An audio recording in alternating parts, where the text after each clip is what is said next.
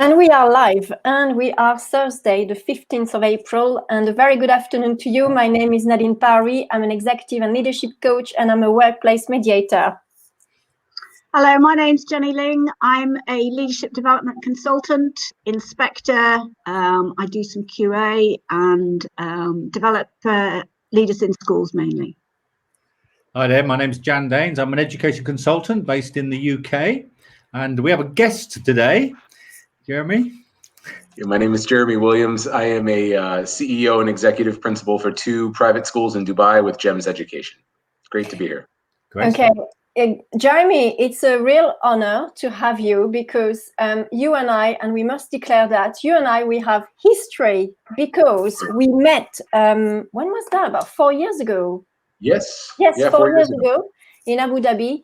I was a lead inspector for your school where you were a principal, and then we have kept in touch and we've worked together again. And I've seen you evolve in your career, and I've seen you evolve in finishing that PhD this year during COVID, and it's done. And now you are Dr. Jeremy Williams. So well done. Well done. Thank you. And you've also recovered recently from an operation. So it's good to see you here, Jeremy, with us to talk about critical conversation in transformational leadership. So I want to start by asking a first question, because I talk a lot about difficult conversations, and you said you talk about critical conversations. So the first question I'm going to ask is, what do you think is the difference between a critical conversation and a difficult conversation when we talk about transformational leadership? Yeah, it's a great question. And again, it's really nice to be here this evening.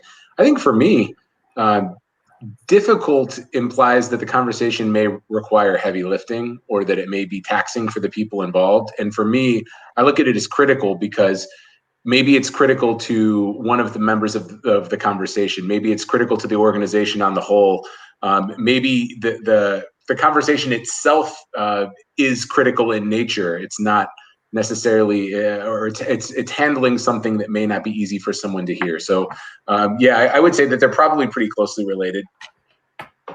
Jan and Jenny, do you want to say something about? Well, I immediately thought that's fascinating. I immediately think so. So difficult conversations could be critical.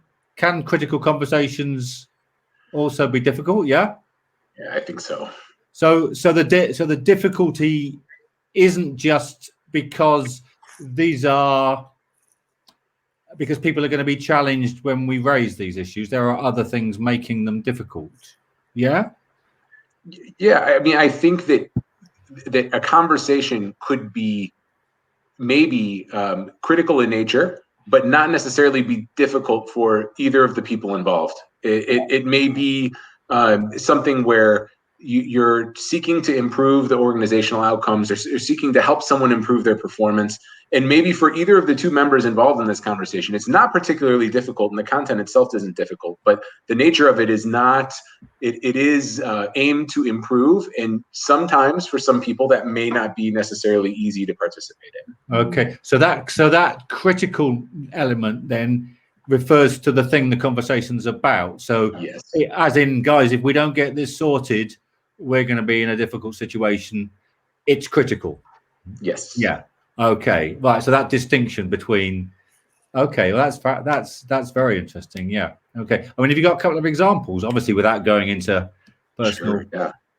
Yeah. I mean, it's interesting because the situation that I'm in now is I'm leading these 2 schools through merger and acquisition, and so you have 2 schools in one building, and now it's about one of the 2 schools will be closing, the other one will continue on, and so now we're trying to blend staff across different curriculum together within the same school, and sort of begin to start to create a fused community that's strong.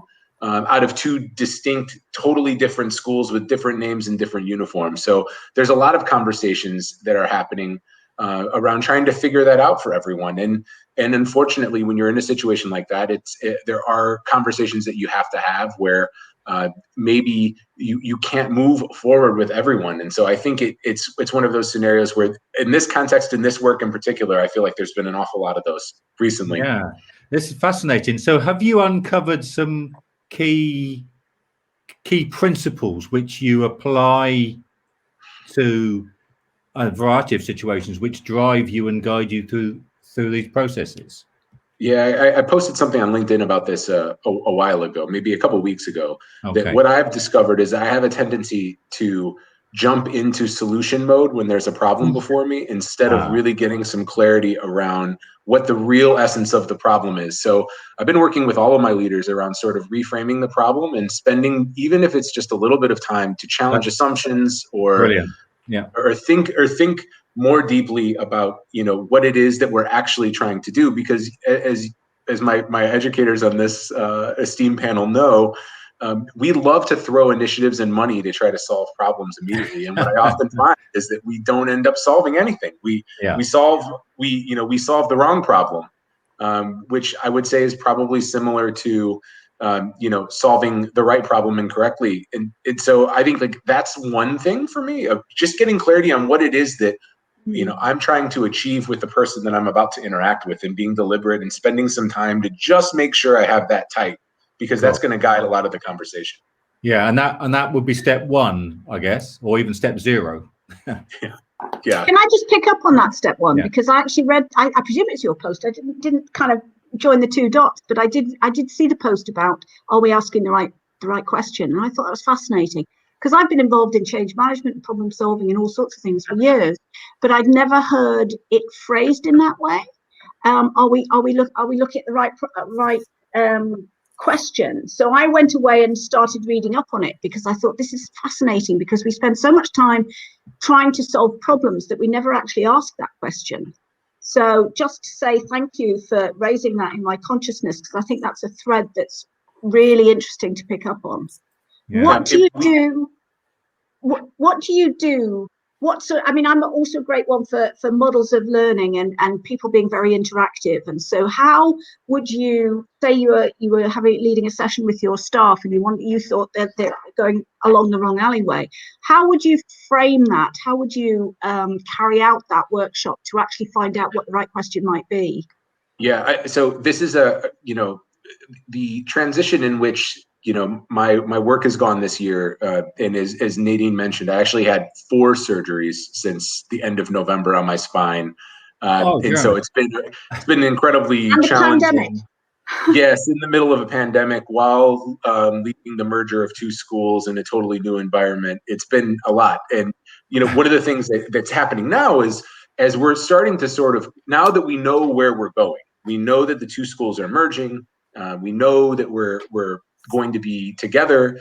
I think now it's shifted to meeting with leaders and getting them to understand this idea first, of framing the problem appropriately, questioning assumptions that we may have, and getting to some real as much certainty as you can have in any complex situation about trying to understand what it is that we're actually trying to do here. And I think that we had a second session on this today, actually.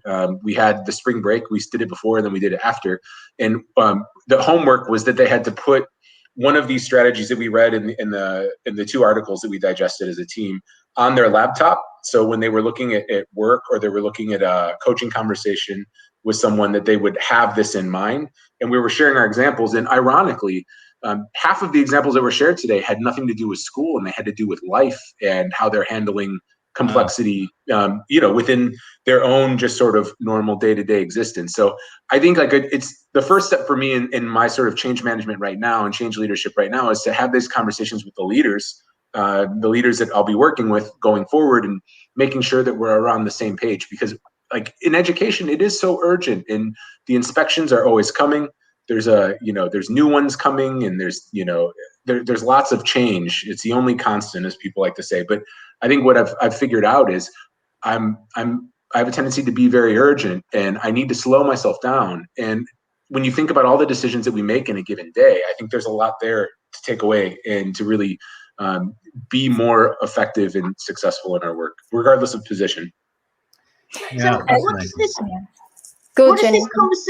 this conversation look like? So you said you've just had a meeting today with your leaders, and they had this on the laptop. So is this people sitting around laptop talking, or are they doing something? What does it look like? So first workshop was really focused on getting them to understand.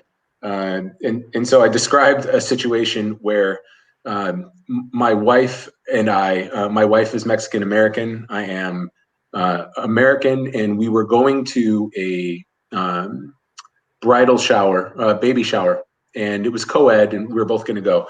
And my thing was, my wife, with her culture, it's very common to show up a little bit late to things. With me, honestly, I'm the type of person that I'm at a movie 90 minutes early to see every trailer that could possibly be shown. So, it was this time that we were going to really nail it, and we were going to land it, and we were going to be there, right at the right time. So, in terms of handling the kids, getting up, getting moving, getting them dressed, we did it. We crushed it. We were right on time. We showed up, and we were there the wrong day. And so we had solved the problem. We did. We had managed to be at this place on the earth at this time, but we were not there at the right date, thus not really correctly solving what we set out to do. So I set that as an example to start with them, of just trying to get them to understand what I'm talking about, which is well-intentioned, hardworking people, sometimes out of their own good nature, just blindly flying in to solve problems that are not really intending to solve in the first place. And then from there, we digested some articles, and then we talked about some of the strategies that were listed in the articles. They kind of got into small groups, discussed which one of these would be something that they might particularly want to try. And then we set off on our own for a couple of weeks to try them. And then we met back up today. And what did you find? Sorry, Jenny. No, you go. No, because then I want to ask another question. Following a trail, go on, yeah. And then by now I'll have forgotten what I was going to say. You know what I'm like. So you said, what did you find, is what you said? Yeah. What did we find? What I found is that everyone slowed down. Everyone was able to indicate that they were able to slow down a bit in their attempt to rush to the solution, and were a little more fully present in actually the problem space of defining what the problem was. Challenging assumptions was a big one. And then another one that came out, which is suggested in, I think it's the Harvard Business Review article that I posted, and I'll post it again, so if people are watching, they can get access to this, was talking about utilizing outsiders to problem solve, and looking at people who aren't necessarily directly emotionally attached to something, but understand enough to be dangerous, I guess would be the phrase I would use about the situation. That's the role of a facilitator, really, isn't it? Yep. To try to generate some really clear focus on the problem before we jump in. So this is something that is going to be a sort of foundation in our practice going forward, because I believe that we waste a lot of resource, human capital, and time, responding sort of half-cocked to things that we think are urgent issues, and we don't really necessarily try to diagnose really what's going on. And when you think about that in the medical context, that's not something you would ever do. You would never treat the symptom. A doctor would wait to find the root of what's going on. But I find in my work that because the work is so urgent and there's so many decisions to be made, we're all trying our best, but we're all flying around solving the wrong problems. Great, thank you so much. That's really clarified it. So Jeremy, it's very exciting because you are in effect shaping the future of this new school. Okay, through a merger and acquisition. What are the challenges in terms of transformational leadership when you lead a merger and acquisition? It's interesting. It's trying to really understand the context of where both of these separate entities are, and then trying to figure out where the future lies, and who needs to be and who should be involved in that going forward. And that sounds simple, but when you realize that this new school that's being created is neither of the two, it's a totally new entity, you really have to spend time trying to figure out how you can incorporate as many of your effective, brilliant people as you can into this new operation. And that's not easy to do. And there's only so many seats on the bus, and you're hoping that you're making the right decision with the information you have. But I think, trying to be as open and honest with people as you can is probably key. And no one really trusts you yet because you're the new person who's quote unquote shaking everything up, and so building trust and relationships with people is really important also. And I guess the question I would ask here is how do you know that you are right, or how do you know that the suggestions that are being made, because you are co-constructing with people, are right now? I don't think you do. I think you try to study the situation as best as you can. You really try to think about, but I think really the most important aspect of that is blazing a path forward that isn't really dependent on either of the two, right? It's not really dependent on either of the previous schools as much as it is the vision that I have for the school going forward. And I think trying to bring people to fit that rather than think about how these current organizations fit within it's a different sort of mindset. And I think that's probably the most helpful. And how are you going to support those staff who are creating something completely new when they come from two different places? Yeah, how do they forget about the past? Because actually they're emotionally attached to the past. Yes. And it is tough because, you're really trying to work and figure out what I have a general idea of what the vision is for this organization I want to lead, this school I want to lead. I could explain it to you and you would get it, but I need the people who are involved here currently to help fill in the cracks and actually come to a common definition of what that is. And once I feel like, and we're starting that work next week actually, and once we have that, I feel like then when you're trying to test if a certain initiative is worth pursuing, you kind of have this vision statement that's a litmus test to determine if we should be doing this or not. And it's obvious to everyone why you're doing something or why you shouldn't be doing something. Fascinating.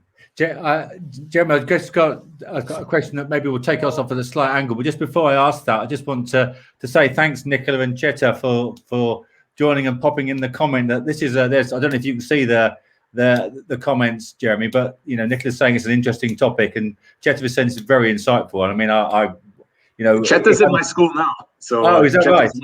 Okay. Okay. Well, in which case, that's the least that I can say, really, to be honest. No,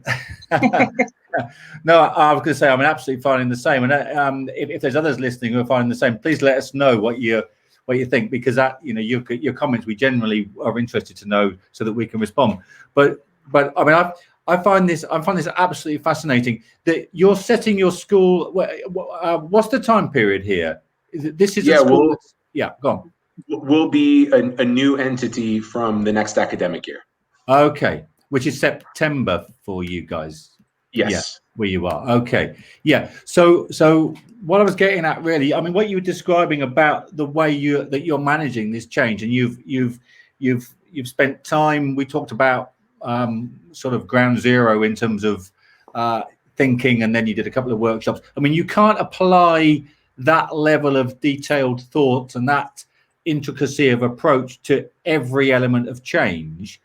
So just take this as a completely crazy question, but for someone who's got a change coming up and it's kind of on the borderline between massive and less kind of significant, what are the key indicators for you that actually this change requires some specific kind of roadmap through, as opposed to one I can go with this at a bit more of an increased pace? Because I think you're see what I'm getting at. I get what you're asking totally. I mean, I think that it's a question of really first getting clear what the vision is for what you're trying to accomplish, right? And so here, obviously, all of you understand the context within the UAE in terms of education. That you're assessed frequently on your progress as a school across 6 different performance standards, and so there's a pretty clear sort of external set of constraints on what you have to do and what you should be doing. But I think the bigger question is if you make the school improve by these standards, what's the point of that? And it can't be the point. That doesn't inspire anyone or motivate anyone to say we're going to be rated X, right? So it's really about what's that bigger thing that brings us together as a group and motivates us to do the work, because the work isn't easy. It's your why, isn't it? It's, to quote Simon Sinek, it's your why. With the purpose. The underlying purpose. So on this particular journey, Jeremy, when did it start? So you're opening in September. I'm guessing, 2 years?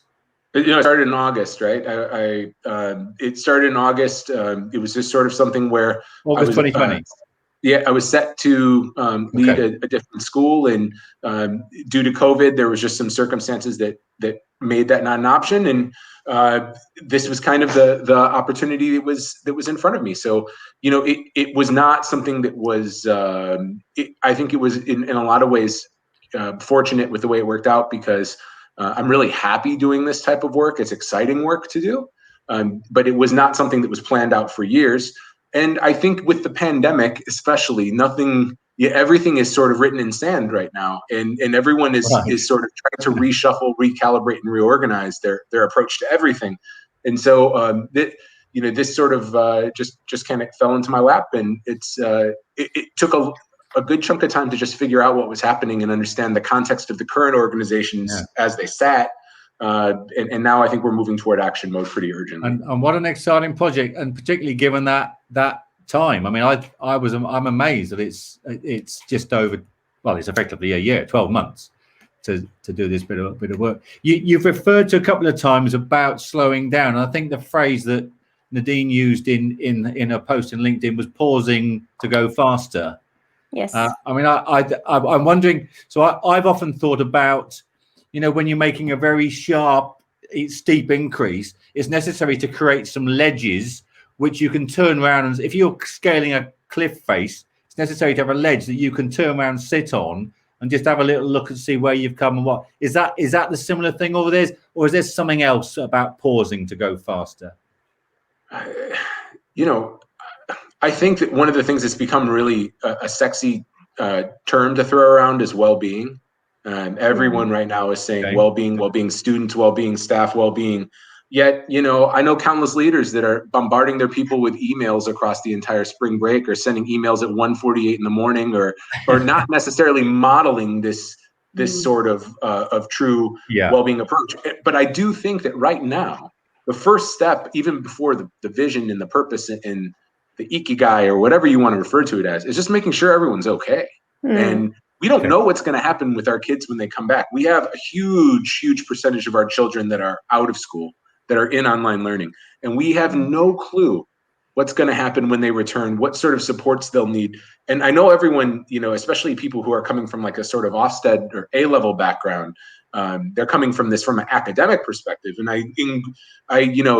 we could have a whole nother talk about what are we going to do for external assessment in a pandemic. But I think the other part would be, what about people's sort of mental health? These children who are coming back, and what type of supports will they need? And I think there's just a lot to not. You could probably write everything in pencil right now, because we really don't know how that's going to go when 100% of students come back. So the pausing to go faster, just to kind of finish my little sort of how to call it, angular questioning, is about making sure that it's sustainable, that everybody's okay, and that then when we then proceed, people are going to be able to coalesce around the vision. Their well-being is as you'd want it.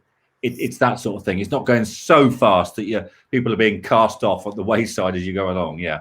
Well, and to jump on that even a little further, I would say that we don't know what's going to. It's like we don't know what's going to happen when all the children are back. This is the thing that I keep thinking about. Like we don't know what the challenges will be. So rather than focus on solving things that essentially could be totally erased the second all these kids come back in the building, very good.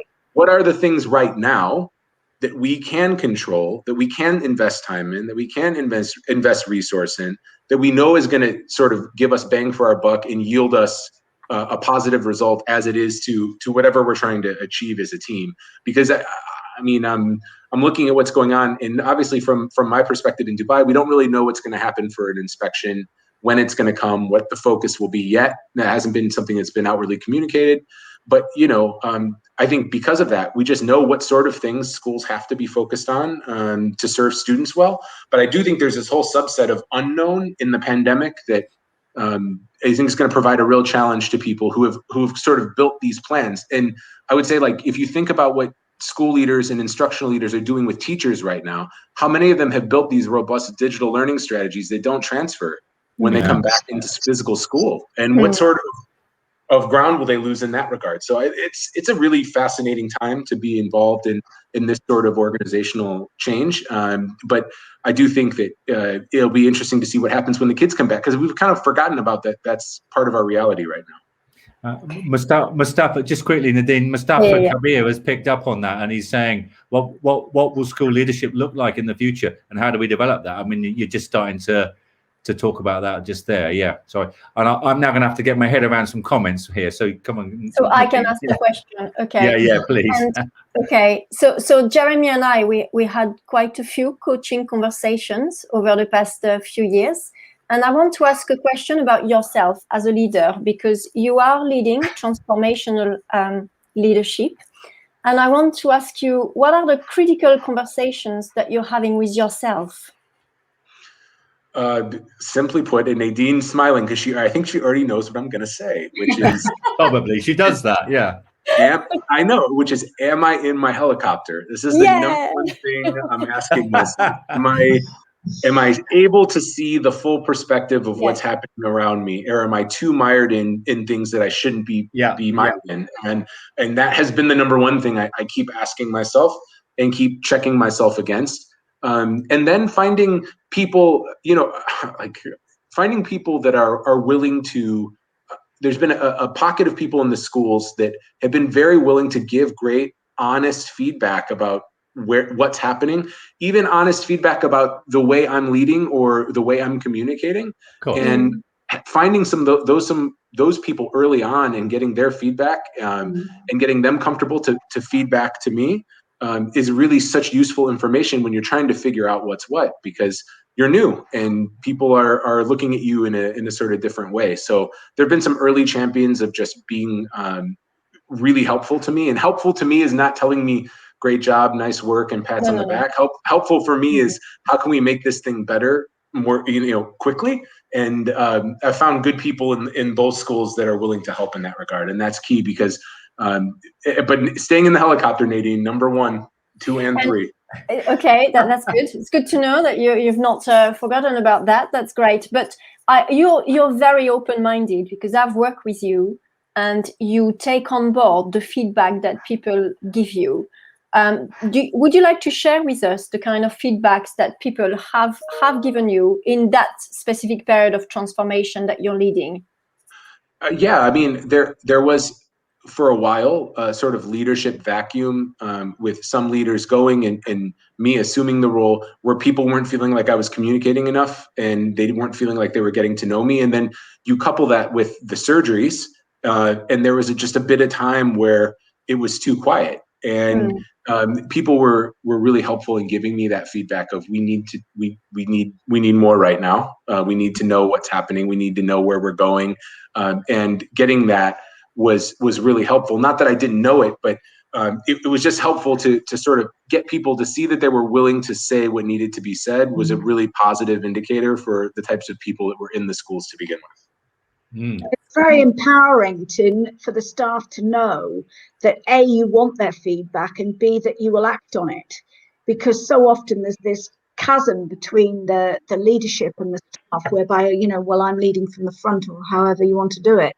But to actually, at such an early and such a critical stage, to invite feedback is really very powerful and empowering for the staff. What happens if it goes wrong? So, I mean, I know myself that I encouraged feedback, and then I used to get feedback that perhaps I didn't want to hear because it may not fit in with the way you want to go. So how do you manage that?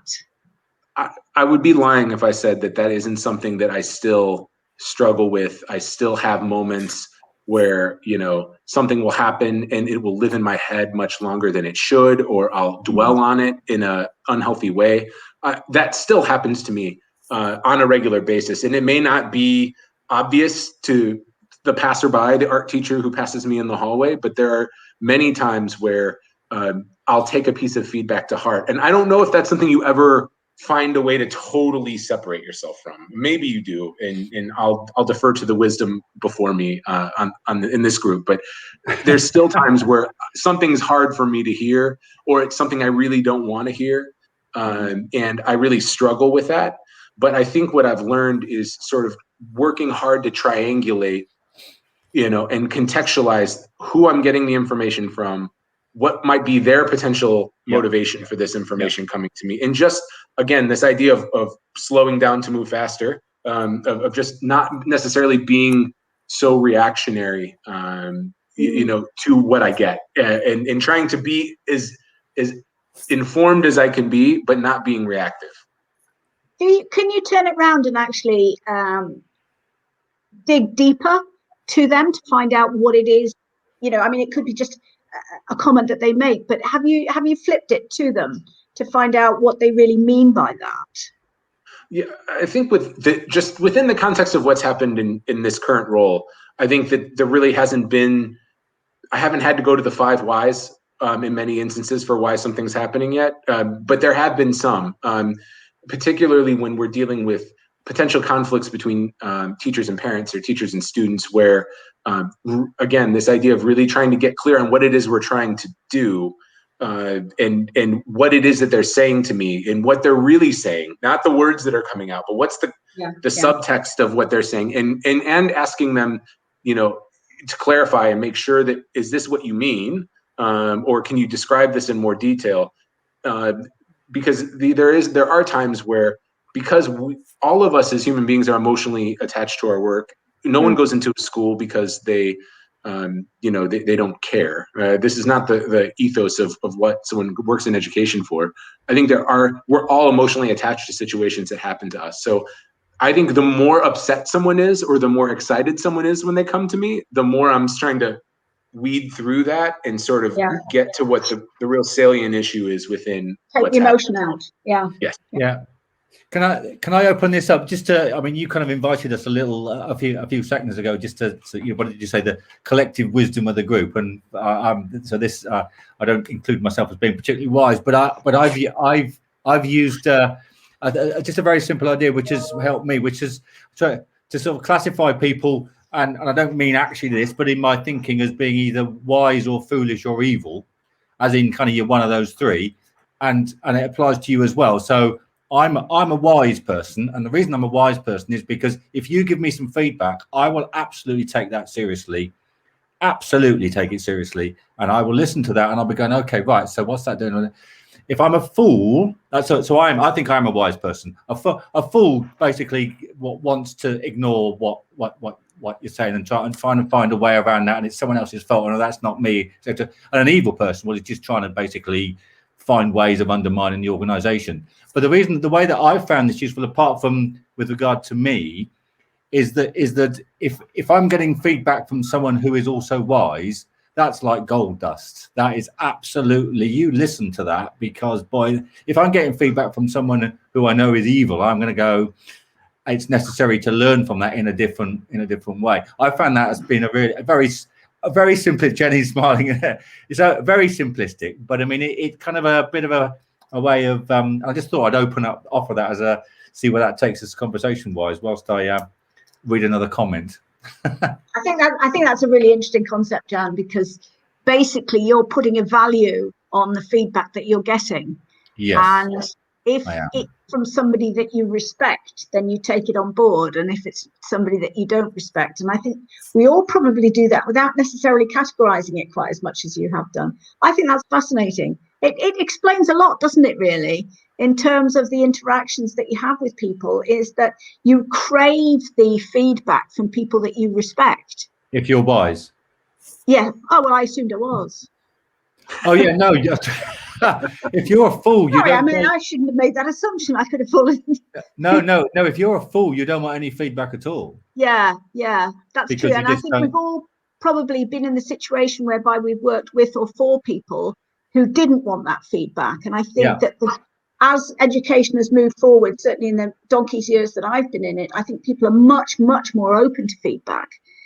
I mean, when I was a young teacher, I wouldn't have dreamt of giving feedback to the head. He was Mr. So-and-so, and you stood up when he walked in.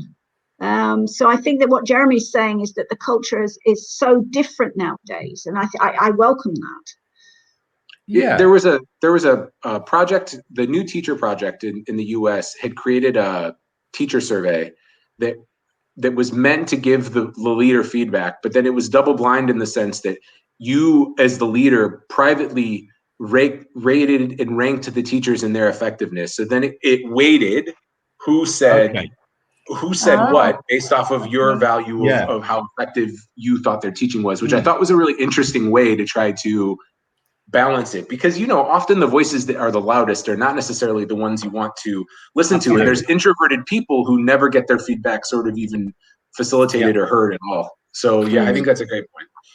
Yeah, that's a kind of a much better elevated scientific version of my three-way category, but I like that. Yeah, that's kind of that kind of weighting of advice. Yeah, and we're getting a couple of comments. I mean, Mal has said it's that external perspective. Other people can see your flaws much better than you can, and you need to accept that as better. Yeah, that's absolutely fascinating. So that's been the subject of a whole lot of research, Jeremy. Yeah, has it? I mean, I'm not aware of that. I guess it is. Yeah, I don't know if they're still using that product and they're still allowing it to be used, but it was a really interesting sort of way to try to make the voices loud that should be loud, and it would sort of tease out your introverts and your extroverts and put things in balance. So I think that's a small example, but I do think that that's part of the challenge of walking into a new situation is knowing who to listen to, and everyone's got opinions on everyone, and trying to suss out what your reality is and your assessment is it's hard because there's a lot of noise, and there's dynamics not only from the two organizations, both of the external organizations that are part of the acquisition process. There's dissonance there, and there's just a lot to sort of suss and figure out. Yeah, and also there's an awful lot of people who don't show you the real person and will change their behavior just because you're the principal. And sometimes everybody else can actually see what that person's really like, because they always act in a different way to you. It can be very difficult sometimes. You see the false facade. And Jenny, just a small example of that is typically, right, in a normal school environment or a normal organizational environment, you could take it out of the context of education if you want, right? People are in the same physical space. You have extended periods of time of just being with others. So when I facilitate a PD with the whole staff, we're all in the same room. I'm seeing body language. They're seeing my body language. There's all this rich data that you're gathering about who people are, and that's gone in this context. So when I'm facilitating a Nearpod session with 80 staff members, I don't know what they're doing. I don't know if they're interested. I don't know if they're disinterested. I don't know if they could be asleep. And I really wouldn't know, because the context in which I'm trying to meet, learn, build relationships, it's slowed down. It's more difficult in that sense. I want to ask you about sensitivity. As when we give you feedback, and sometimes you said it can hurt, and it's quite difficult to take in, but we've all had a very difficult year emotionally, so we've all been hit by what has happened. Do you think that has made you a different kind of leader, where you are perhaps taking on board more about what people are taking you're perhaps more sensitive to people because they're having to communicate with you differently, they're not face to face, and sometimes it's just a phone call because the internet is not going to work, their camera is not going to work, so you can't see them. Do you think that your sensitivity to feedback and to what people are communicating to you has changed? No, I just think it's harder to make heads or tails out of what people say, how they say it, and this is why the email for me is so tough, right? Because you read a text from someone within an email, and you try to deduce what their tone is, or what they're inferring, and it might be that they're feeding their baby on their lap and they're only typing with one hand and they're being as quick as they can, or it might be that they're upset. And so I think what I've tried to do is just make no judgments about anything unless I'm face to face with that person and we're having a real sort of one-to-one conversation. So just, ordinarily you would maybe be a little bit more prone to jump to assumptions, where I feel like I really don't know the context of what everyone's dealing with, and I don't know them well enough as people to make judgments about who they are or what their values or ethos is or anything. So it's just really, again, this idea of slowing down to try to make sense of what I'm taking in. Do you know, No, go, Jenny. It's quite extraordinary what you're saying, because just feeding back to you, what you've said is that you don't really know how much you can plan for September, because you don't know what the students will be like when they come back. You're amalgamating two schools. You're trying to get the credibility and the ethos and the vision and all those soft skill things in place, whilst at the same time seeing people through screens and not necessarily face-to-face, although I would imagine that there are some face-to-face. So we like in schools to have certainties, that come September we'll have X number of pupils and we'll be able to have X number of teachers, and we know where we're going. And it strikes me that there's absolutely nothing certain about what you're doing at the minute, which must be incredibly, you're sitting there smiling and beaming all the time, but actually in your head, you must have such a mishmash of things, because the one thing is certain is that there's nothing is certain. You have to embrace it. So how do you, embrace it. How do you manage to keep focused and rigorous and always keep, just doing what you're doing? How do you manage that with so much? I think for me, the work in itself is so secondary to life. So for me, my family is healthy. My children are healthy. My family back home, everyone's okay. I'm able to interact with them and speak with them. I guess for me, and I would say even having the surgeries on my back and not being mobile for a while, I think I try to have a sort of lens on what matters and what doesn't. And in the end, while I love my work and I'm super passionate about my work, the fact is that I leave work and then I go home. And, as long as I have the ability to do that, everything else I can compartmentalize. And I try to do that for everyone. So I think for me, a lot of the conversations I'll be having with people, if they're upset or they're scared or they're worried or they're voicing some sort of concern, is just to try to bring some perspective of the reality, which is if we're healthy right now, we're winning. And that's really, there's if you're healthy, that's not something that we really need to think about as much as we do now. And the other thing I was watching a TV show before we started tonight, and all the people in the show had masks, and I just thought about if I had been in a coma for 2 years or a year and a half, and I had woken up and I put on a program and I saw that everyone was wearing these surgical masks out at the store, on the street, I would be so confused as to what's going on. So you really don't know what's going to happen. So all of your planning is making the best judgment you can, given the information you have and given the situation at that time. And who knows what will happen before September. I wish I had, a crystal ball to be able to predict for sure. But the reality is that we're just all going to have to wait and see. And I think for some people that maybe are a little more planning oriented, or like they like to know what they're going to be eating for dinner 6 weeks from now on Tuesday, this would be a really big issue for them. But for me, it's never been something that's really bothered me tremendously. I'm okay with seeing what happens. And I want to say something here because I've actually seen you in action, Jeremy. And I would say that facing adversity and crisis is something that you actually deal with very well. I think that some style of leadership lends themselves better in dealing with adversity and crisis. And I think that you are very talented in dealing with that. You're very resilient, you're very open-minded, and you can respond. You're very agile, you can respond very quickly. At times when I've said we need that, kind of yesterday, and you go, yeah, boom, boom, boom, done. So you're also able to respond very quickly. You're not phased out by anything.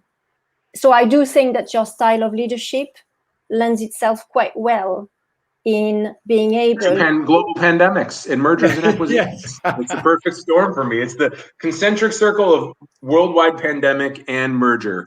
Yeah, it's I appreciate the kind words, Nadine. I mean, you've been a huge figure in my growth and development over the past several years, but yeah, I'm probably strangely comfortable with the unknown, and okay with pivoting and moving in a new direction. So yeah, I think that for me, I'm okay with that. That's never been something that troubles me much. But the reality is that you have people on your team that are the opposite, that are Absolutely. scared to even breathe in a certain direction. So what I've learned about myself is I can't make it seem like it's so easy to change, because for others it's not. But for me, it kind of is. Yeah. And how, you were finishing off your PhD at a time where I think COVID started. How has your PhD, the writing and the, you went back to America for your... I had to finish before COVID in December of last year. I had to go finish conducting the research. And then from there, I had everything so that I could write it up and get it ready for defense. Okay, what's the subject? Sorry, what's the subject of your PhD?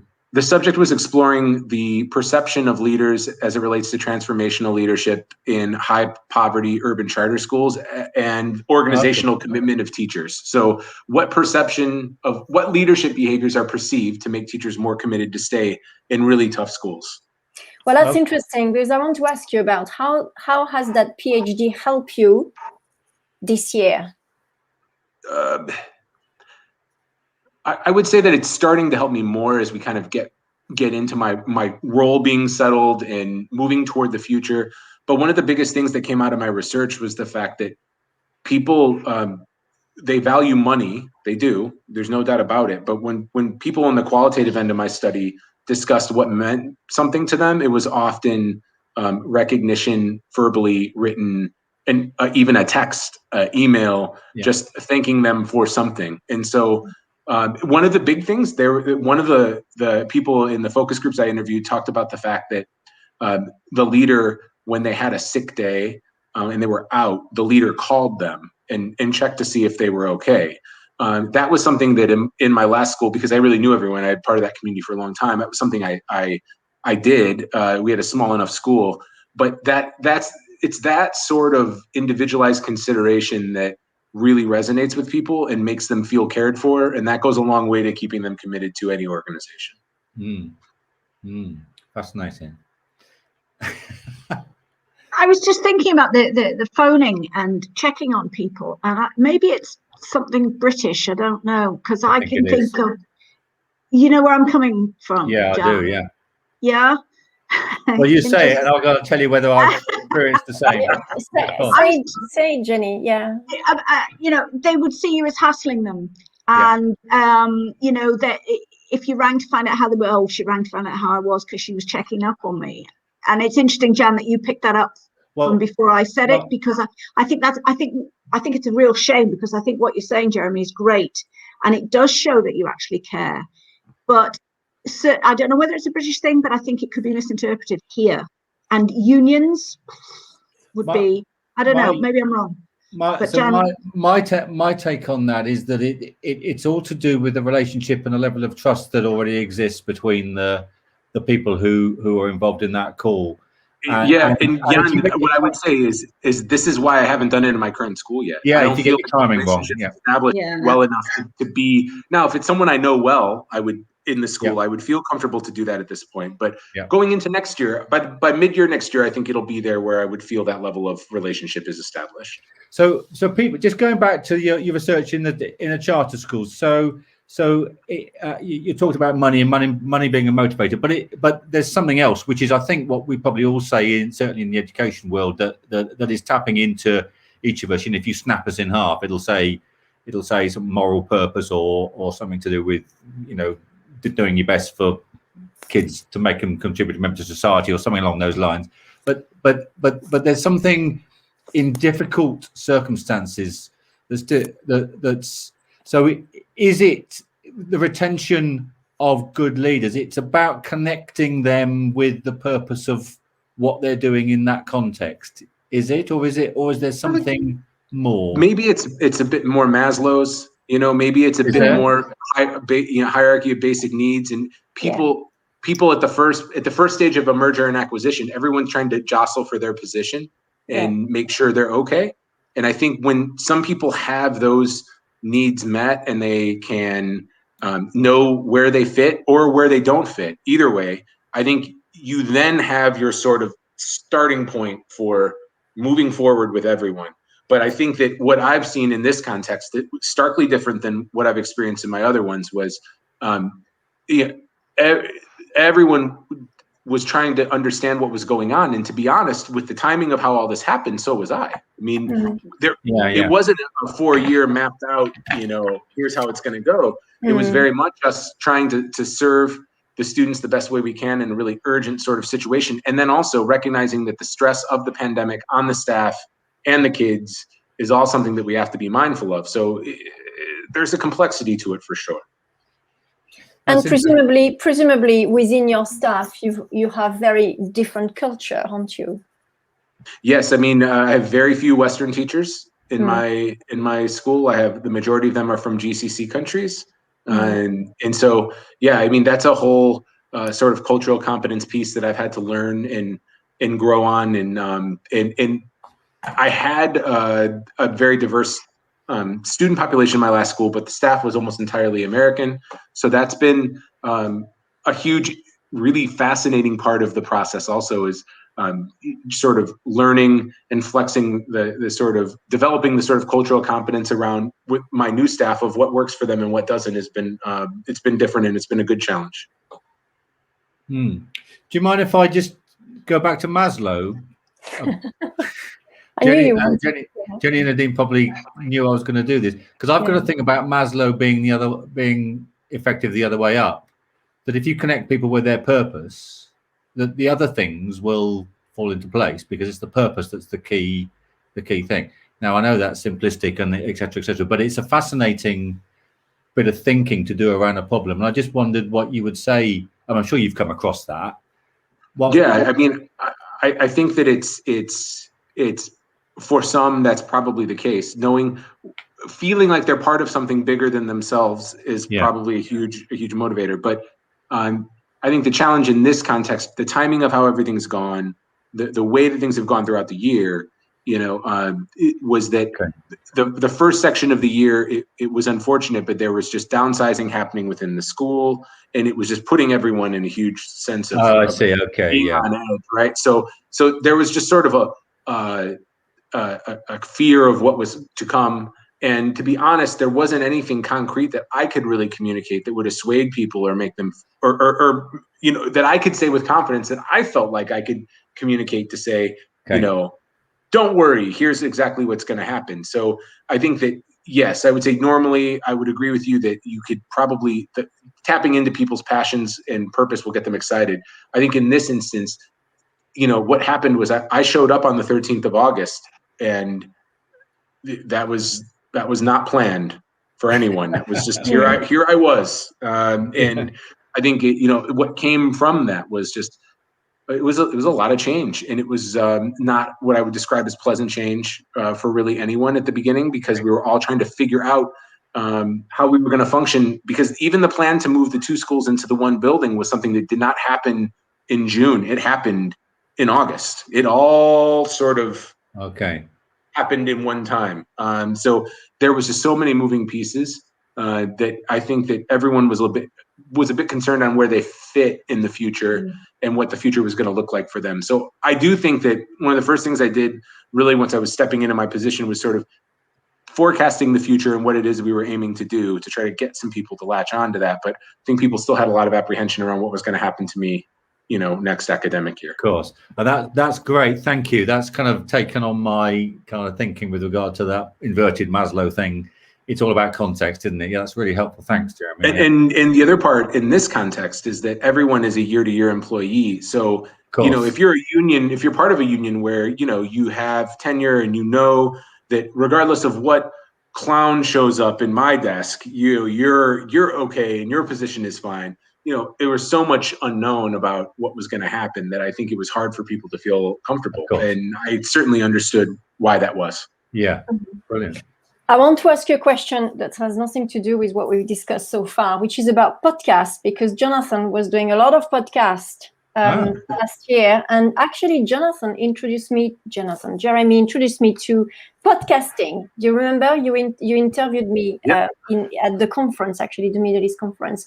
So what's happening with your podcast at the moment? Gosh, how do I say this without offending the people of Al Ain? I'm going to do my best, right? I lived in Al Ain, and there were a tremendous amount of camels and dunes. And then I moved to Dubai, and suddenly there were much more exciting things to do in my free time than podcast.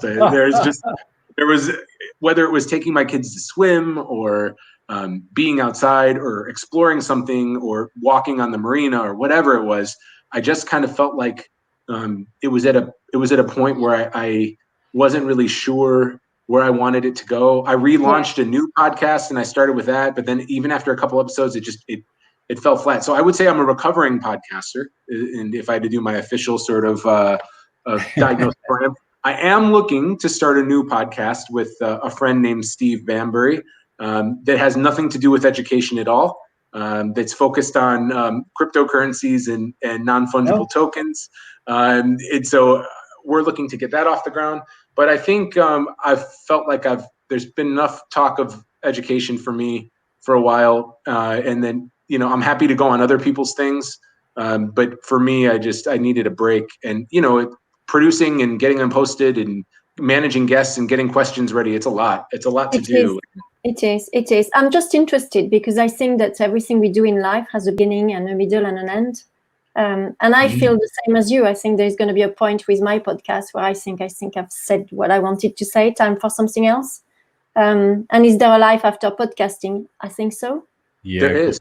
I'm here to tell you there is life after podcasting, especially if you're in Dubai. There's definitely life after podcasting. Yes, absolutely. What would be your final message for our audience tonight?